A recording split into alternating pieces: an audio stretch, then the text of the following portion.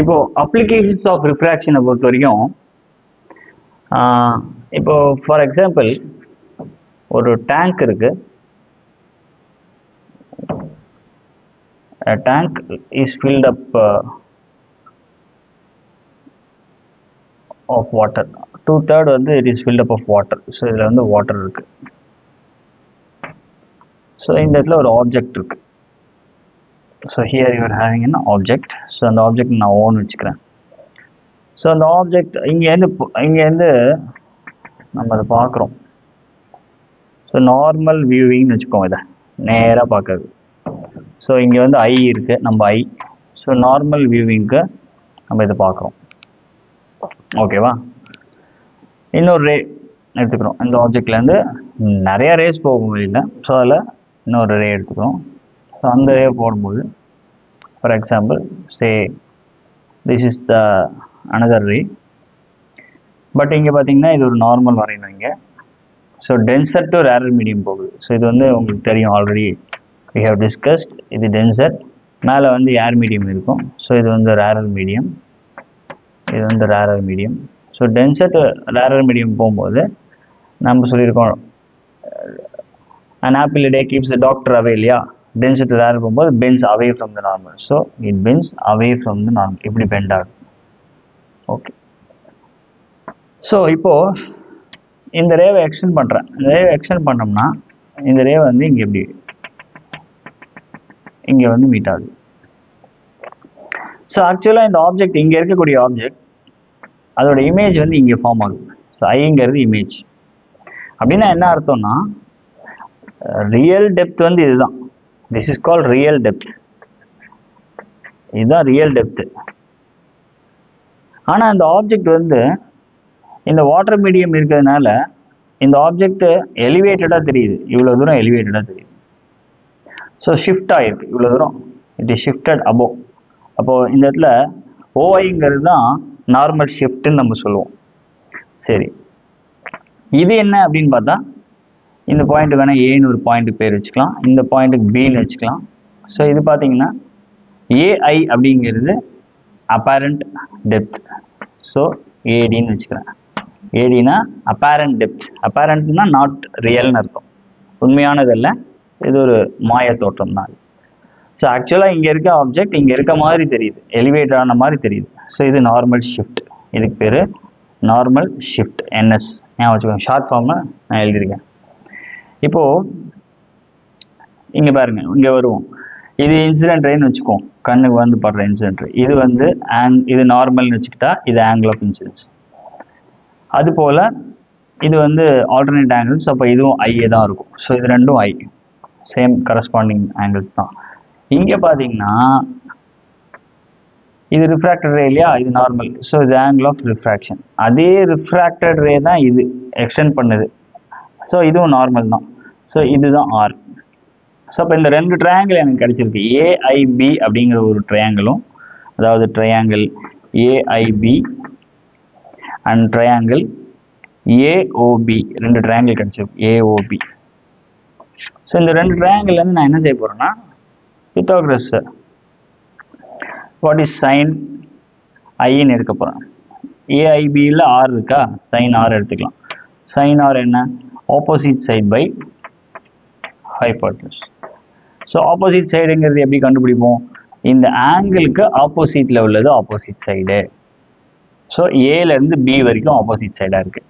So AB divided by என்ன போடலாம், ஹைபாட்னியூஸுங்கிறது எது, 90 டிகிரிக்கு ஆப்போசிட்டில் எது இருக்குதுன்னு பார்க்கணும், பிஐ இருக்குது. ஸோ பிஐ போட்டாச்சு. அதே மாதிரி ஏஓபி எடுத்துக்கிறேன். இந்த ட்ரையாங்கிள் எடுத்துக்கிட்டோம்னா இந்த ஆங்கிள் பார்க்க போகணும்.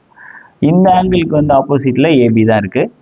So sine I is equal to again opposite by hypotenuse formula தான், ஏபி டிவைடட் பை இந்த 90 டிகிரிக்கு ஆப்போசிட்டில் யார் இருக்காங்கன்னா பிஓ இருக்காங்க. ஸோ பிஓ அப்படின்னு போட்டாச்சு.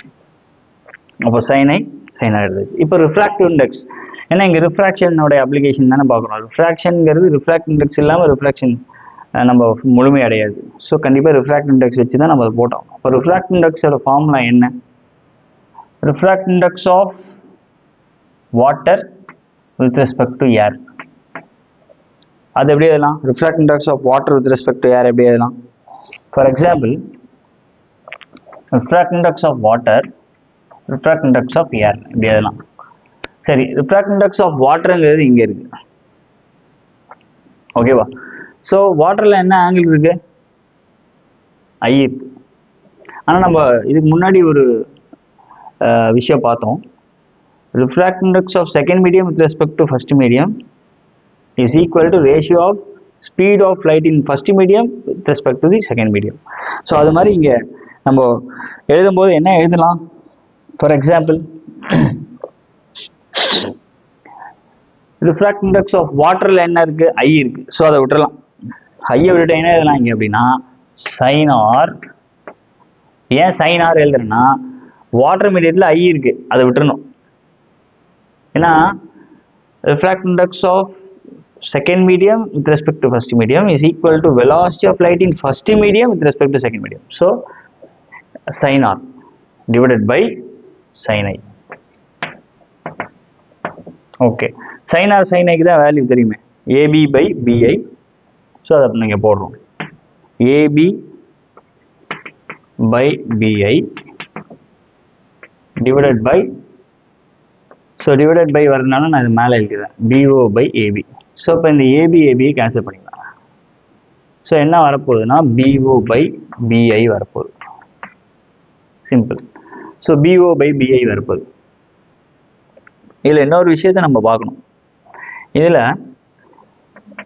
ஃபார் எக்ஸாம்பிள் நம்ம கண்ணில் பார்க்கும்போது near viewing near normal position. So viewing near normal positionங்கிற இந்த கான்செப்ட் எடுத்துக்கிட்டோம்னா, viewing near normal positionங்கிற கான்செப்டில் நம்ம கண்ணு வந்து, நம்ம பியூப்பிள் வந்து பார்த்திங்கன்னா எவ்வளோ சின்னதாக இருக்கும். ஸோ அப்போ இந்த ரே ஆல்மோஸ்ட் ஏ கிட்ட தான் இந்த பிங்கிற பாயிண்ட் இருந்தால் தான் நம்ம கண்ணால் பார்க்க முடியும். ஸோ கிட்டத்தட்ட இந்த பாயிண்ட் பி இங்கே இருந்துச்சுன்னா it is very clear that AI is equal to BI. So AI is approximately equal to பிஐன்னு எழுதலாம். அது போல தான் பிஓ அண்ட் ஏஓ ஈக்குவலாக இருக்கும். Similarly BO is approximately equal to AO. So இப்போ பிஓக்கு பதிலாக ஏஓ போட போகிறோம், பிஐக்கு பதிலாக ஏஐ போட போகிறோம். ஸோ அப்போ என்ன வரும்னு பாருங்கள், refracting index of water with respect to refracting index of air is equal to BOக்கு பதிலாக AO divided by BIக்கு பதிலாக AI போடப்போம். So AO by AI. AO என்னதுன்னு பாருங்களேன், ஏலேருந்து O வரைக்கும் என்ன அப்படின்னா real depth. So that is equal to real depth, okay, divided by AI என்னன்னு பார்த்தா இதுதான் ஏலேருந்து ஐ வரைக்கும். ஸோ இது வந்து அப்பேரண்ட் டெப்த். ஆக்சுவலாக இது ட்ரூ டெப்த் கிடையாது, இட் இஸ் நாட் ரியல்.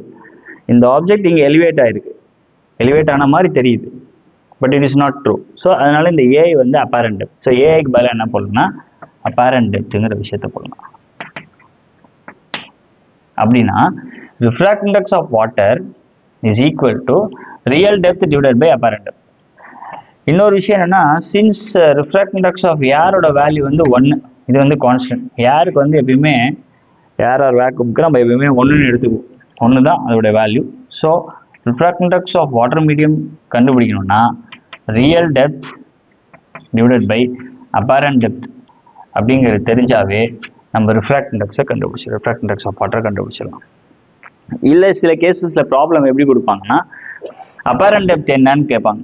இந்த அப்பேரண்ட் டெப்த் என்ன, ரியல் டெப்த்து கொடுத்துருவாங்க. அதாவது இந்த ஆப்ஜெக்ட் வந்து ஒரு 30 சென்டிமீட்டரில் இருக்குது, பாட்டம் ஆஃப் தி கண்டெய்னரில் இருக்குது, பாட்டம் ஆஃப் தி கண்டெய்னரில் வாட்டர் லெவல் வந்து 30 சென்டிமீட்டரில் ஃபில் ஆகிருக்கு. அப்போ ரியல் டெப்த்தாக அதை எடுத்துக்கணும். வாட்டரோட ரிஃப்ராக்ட் இண்டெக்ஸ் சில கேஸில் கொடுத்துருப்பாங்க. வாட்டரோட ரிஃப்ராக்ட் இண்டெக்ஸ் வந்து மாற போகிறது இல்லை. நம்ம வாட்டரோட ரிஃப்ராக்ட் இண்டெக்ஸ்னு சொல்லும்போது வாட்டரோட ரிஃப்ராக்ட் இண்டெக்ஸ் அட் பர்டிகுலர் டெம்பரேச்சர்லாம் நம்ம சொல்ல போதில்லை. ஜென்ரலாக வாட்டரோட ரிஃப்ராக்ட் இண்டெக்ஸ் வந்து இட் இஸ் ஆல்மோஸ்ட் 1.33. நீங்கள் ஞாபகம் வச்சுக்கணும், 1.33. அது மாதிரி கிளாஸ்க்கு வந்து 1.5 வரும், இதெல்லாம் வந்து ஆல்மோஸ்ட் நம்ம நிறைய ப்ராப்ளம்ஸ் போட நமக்கு ஆட்டோமேட்டிக்காக அந்த வேல்யூஸ்லாம் கான்ஸ்டன்ட் வேல்யூஸ்லாம் நமக்கு வந்து கெயின் ஆகிடும். இப்போ சில எக்ஸாம்ஸ்லலாம் கான்ஸ்டன்ட் வேல்யூஸ் வந்து கொடுக்க மாட்டேங்கிறாங்க. ஏன் கொடுக்க மாட்டேங்கிறாங்க அப்படின்னா இட் ஷுட் பி நோன் அப்படிங்கிற மாதிரி அவங்க நினைக்கிறாங்க. சரி, இப்போ ரிஃப்ராக்ட் இண்டெக்ஸ் ஆஃப் வாட்டர் தெரிஞ்சிச்சுன்னா, ரியல் டெப்த் தெரிஞ்சிருச்சுன்னா அப்பேரண்ட் டெப்த்தை ஈஸியாக கண்டுபிடிச்சிடலாம். ஸோ இதுதான் வந்து இந்த அப்ளிகேஷன்ஸ் ஆஃப் ரிஃப்ராக்ஷன் பொறுத்த வரைக்கும் முக்கியமான விஷயம். இதை நல்ல கான்செப்டை நல்லா அண்டர்ஸ்டாண்ட் பண்ணிக்கிட்டா இதை பேஸ் பண்ணி வரக்கூடிய ப்ராப்ளம்ஸை நல்லா போடலாம் நம்ம. ஸோ அப்ளிகேஷன் சம்மந்தமாக ப்ராப்ளம்ஸை நெக்ஸ்ட் வீடியோவில் பார்ப்போம். சப்ஸ்கிரைப் பண்ணுங்கள், கீப் ஆன் வாட்சிங். ரொம்ப இன்ட்ரெஸ்டிங்கான ஒரு டாபிக் ரே ஆப்டிக்ஸ். ஃபிசிக்ஸுங்கிறது கஷ்டமே கிடையாது, ரொம்ப ஈஸியான ஒரு சப்ஜெக்ட் தான். அது எந்த அளவுக்கு நம்ம புரிஞ்சுக்கிறோமோ அந்தளவுக்கு ஈஸியாக இருக்கும். தேங்க்யூ.